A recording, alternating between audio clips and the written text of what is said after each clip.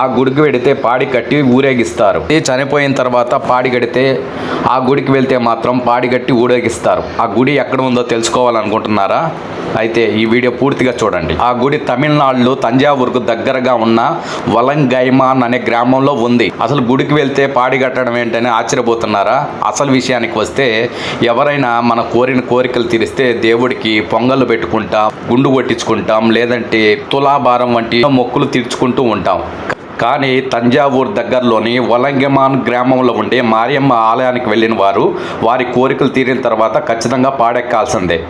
ఈ వింతైన ఆచారం ఎలా కొనసాగుతుందంటే, కోరికలు తీరిన వారు ముందు ఆ ఇంటి పెద్ద పాడిపైన పడుకోబెడతారు. ఆయన కొడుకు భక్తితో ఒక నిప్పు కుండను పట్టుకొని పాడిపై పడుకున్న వ్యక్తి భార్య వేపమండలు పట్టుకొని సేమ్ ఎలా అయితే ఒక మనిషి చనిపోతే ఆ ఊరిలో నిజంగా ఎలా ఊరేగింపుగా తీసుకువెళ్తారో అలాగే ఆ పాడిని ఊరంతా ఊరేగించి ఆ ప్రధాన ఆలయానికి తీసుకొచ్చినప్పుడు ఆ ఆలయ పూజారి తులసి నీళ్ళు ఆ పాడిపై ఉన్న వ్యక్తి పైన చల్లుతాడు. అంతటితో మొక్కు ముగుస్తుంది. అదే కొడుకుని పాడెక్కిస్తానని మొక్కుకుంటే కొడుకుని పాడిపై ఎక్కించి తర్వాత తండ్రి నిప్పుకుండను పట్టుకొని కుమారుడి భార్య వేపమండలు పట్టుకొని ఆడి వెంబడి గుడికి బయలుదేరుతుంది. ఇలా మొక్కు తీర్చుకుంటారు. ఇలా రకరకాల విధాలుగా మొక్కులు తీర్చుకుంటూ ఉంటారు.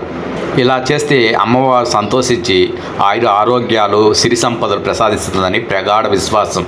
సో వీడియో ఇన్ఫర్మేటివ్గా అనిపిస్తే షేర్ చేసి సబ్స్క్రైబ్ చేయండి, కామెంట్ చేయండి. జై హింద్, జై భారత్.